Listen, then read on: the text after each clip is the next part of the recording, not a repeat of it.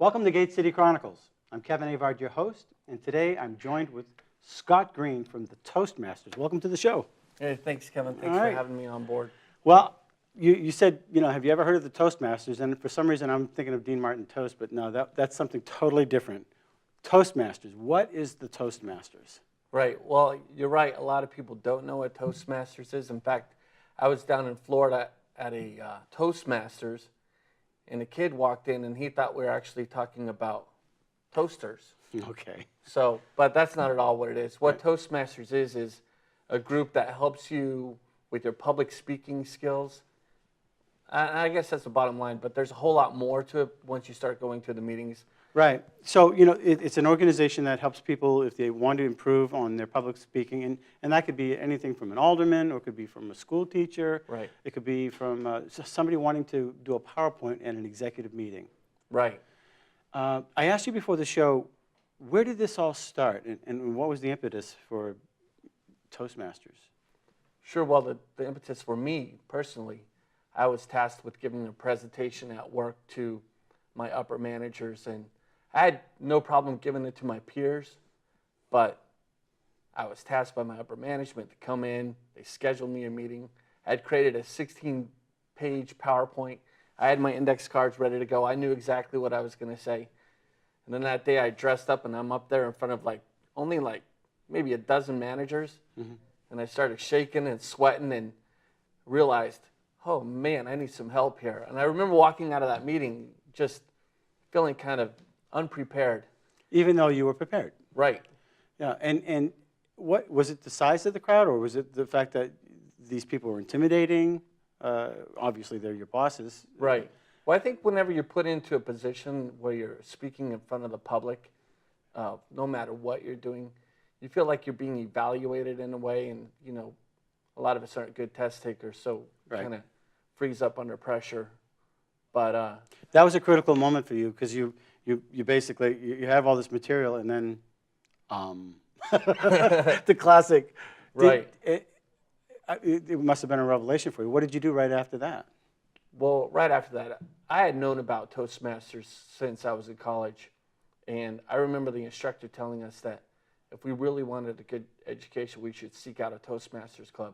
Really? So that was 20 years ago, and as soon as I walked out of that meeting, I went to Google, and I'm like, Toastmasters, does this even exist anymore? And I found out there's 3 or 4 clubs in the Nashua area. And you're the head of one of them, or part of? Yeah, believe it or not, I joined Toastmasters a year ago this month, and I became president already, and that was... You're a believer. Yes, I am a firm believer in Toastmasters. Interesting. Now, you said it started in California? Yeah, Toastmasters was founded by the director of education for the YMCA in 1923 in Santa Ana, California, and he felt that there was a real need for the young men at the time to be able to get up, give presentations. Toastmaster at the time was synonymous with someone who would preside over a meeting. And so the gentleman who started Toastmasters, his name was Ralph Smedley, he called it the Toastmasters Club, and it kind of stuck. Right, and he basically, it was obviously for the Young Men's Association or Christian Association or whatever. Right. And he saw a need for people to be able to communicate. Right. Do you think we have that problem today? We do, I have to tell you. It drives me nuts when I'm going out to breakfast or dinner or lunch with my family, and my son, my daughter, my wife are sitting there like this on their iPhones, and I'm looking around, the restaurant, and you wouldn't believe how many families, how many individuals don't even communicate anymore. In fact, I was driving down the road the other day, me and my wife and my 2 kids in the back seat, and my daughter just starts giggling.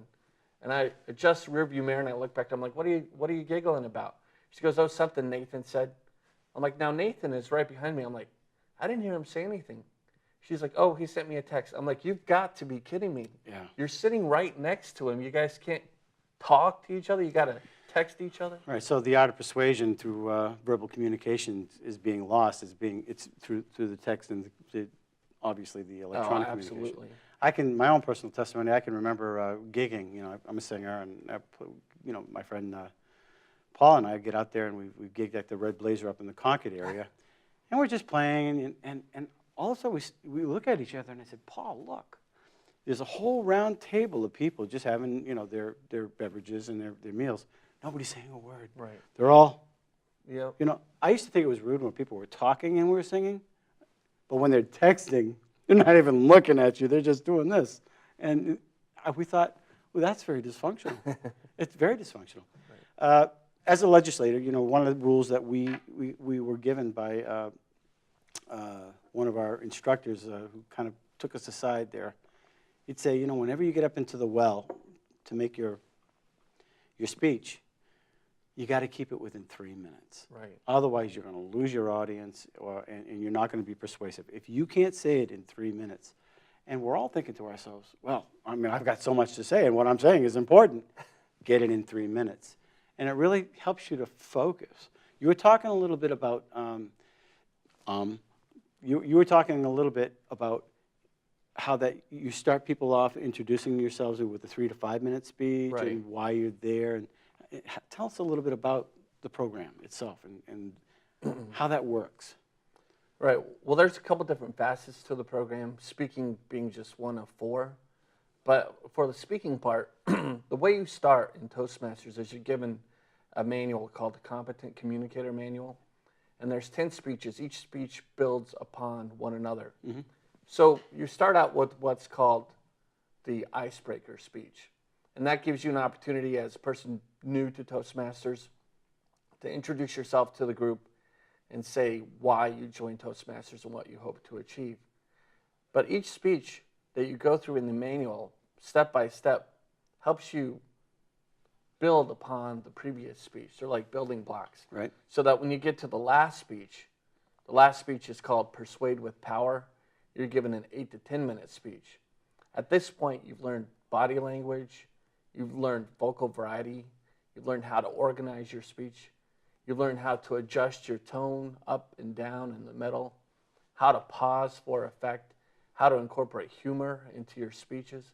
So all of the good things that a good speaker would normally incorporate in their speech, you learn between speech 1 and speech 10. So starting with the first speech, hi, I'm Kevin, and the reason I'm here is because I'm really having a hard time communicating, and I go through my 3 to 5 minute or whatever it is. Right. Is somebody going to say, hey, Kevin, you really blew that. You need to work on this, are you instructed along the way? Yes. So every time you give a speech at a club, there's another part called the evaluator. And the evaluator, after you're done speaking, comes up and tells you what they liked about your speech, and usually 2 or 3 things that you could use to improve your speech. Okay. Now, they don't judge you so much on content, because your content is yours, whatever you decided to talk about. But what they might talk about is, don't put your hands together, don't clasp your hands together, use more body movement, use big expressions, use some vocal variety. Look at each person as you're looking around the audience, try to make eye contact to emphasize a point. Interesting. Yeah, and when you do join, you got to have thick skin, right? Right? Yes. Because people are going to not criticize, but critique what you're doing. So you're there for instruction to improve on. So it's located here in Nashua. You guys meet, or you folks meet? Right. My club specifically is called the MerriMasters Club, and we meet at the Nashua Public Library the first and third Wednesday of every month from noon to 1 o'clock. So it's a very short meeting. It's only 1 hour, but we cram a lot of stuff into that one meeting. Within that meeting, you say all the members show up. Not all the members are going to speak, I would assume. Nope. Usually only 2 members speak. Then you have 2 members evaluate. We have a Toastmaster. We have a grammarian. We have an awe counter. We have a humorist. And we have word of the day. There's a lot of things that we do. It's a little club, isn't it? So yeah. And you said that it's run and governed by Robert's Rules? Right. We use parliamentary procedure, Robert's Rules of Order. Mm-hmm. So there's so many things that you learn at Toastmasters. You learn time management. You learn how to give effective evaluations. In addition to speaking, you learn how to preside over a meeting, how to follow a schedule. Because, like I said, we only have 1 hour, so we're trying to stay on task to get every one of these things done. And then there's also leadership within the club itself. I'm the president of the club. We have a vice president of education, a vice president of membership, and the Vice President of Public Relations. Is there a Facebook page for this as well? Yeah, we do have a Facebook page. And it's called? If you just looked up MerriMasters Toastmasters, you'd be able to find us on Facebook. What are your general, when a Toastmaster comes in on your daily meeting, or whenever you meet, what is a typical speech that he'd say? Would it be a speech? Would it be, what does he do? I've heard so many speeches. I've heard people talk about why you should buy just a regular generic brand shampoo over an expensive price shampoo. And this guy was a chemist, and he broke it down for us. Right, and interesting, right? I'll tell you what, I thank that guy every day because my wife is not any longer spending hundreds of dollars at the store on shampoo. We're down to the basic necessities. But I've heard a guy speak about ticks and how to help prevent ticks in your yard. I've seen a woman give a presentation how to effectively sell something as simple as a blow dryer. Myself, I've given speeches about, I'm an air traffic controller also, and I've given speeches about 9/11. By the way, thank you for your service, because when I fly, I'm one of those nervous flyers. Yeah. And I guess in the old days, you were able to listen to the communication between the, hey, air traffic one, you're clear to take off. Now you're going to be talking to the pilot or something that when you can plug in. I was the guy tuned into that. Okay, everything's good, everything's fine, good. All right, we're up, and I'm listening to you guys talk, so that's on the side, whatever. But communication's very important there, right? Right, and I'm fine communicating the pilots behind a microphone in a radar room here in Nashua. Yeah. But when it got to being in front of people, I found out that was my challenge. Interesting. And obviously, anybody can improve. Now, I can't really talk about the price of things on the air or anything like that because it's local access, but it's very affordable. Oh, so affordable. And it's open to pretty much anybody. Right. Guests are encouraged to come all the time.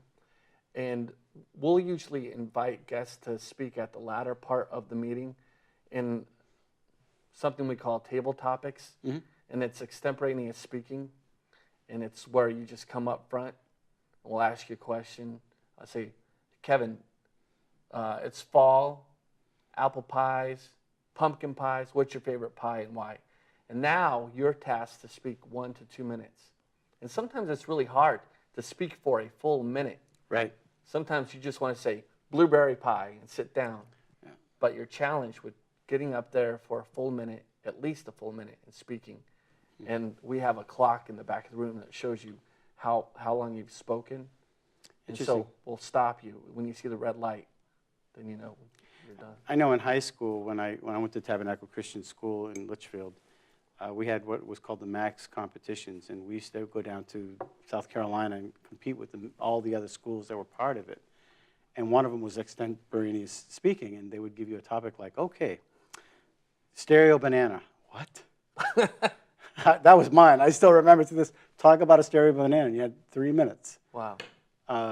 And that was difficult, but it was a competition. And some of the guys that just got up there, you could tell they were practiced over and over this type of, and it's fun. Right. It's a blast, but it gets you thinking and helps you narrow your thoughts.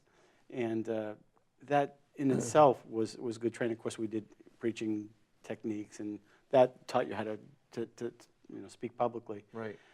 But everywhere and anywhere, when you're in front of a group, it's amazing that is probably one of the biggest fears of people is to speak in front of an audience. Right.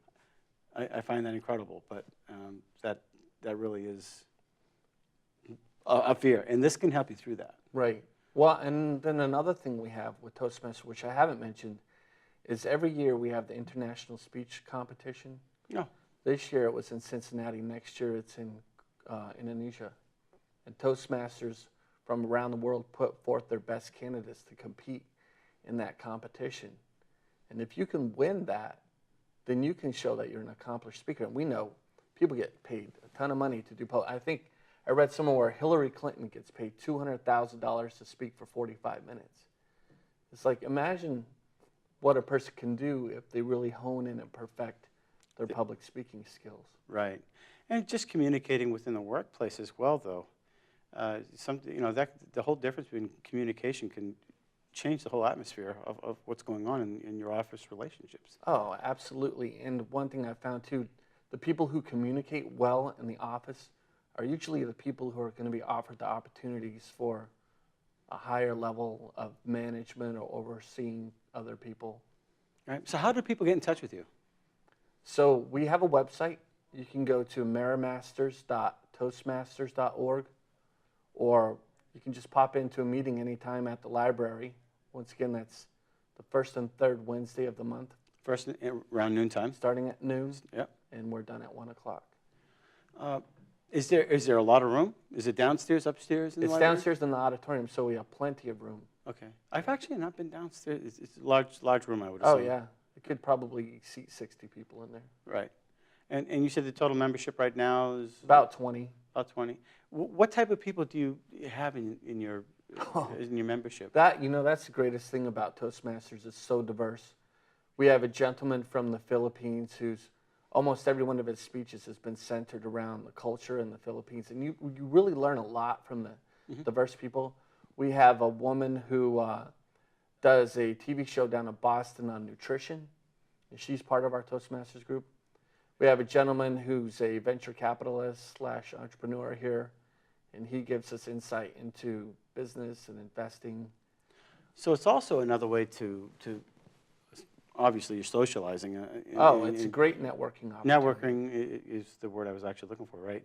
And you're learning something, but you're also having the opportunity to hone in on your skills of speech, public speaking at the same time. Yep. That's interesting.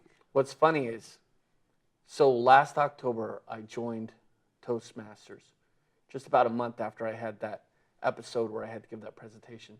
This coming Saturday, I'm speaking down in Foxborough, Massachusetts, in front of 500 people. Well, that's interesting. And I don't think I could have, I never saw myself doing something like that, but now I'm going to. What are you going to talk about?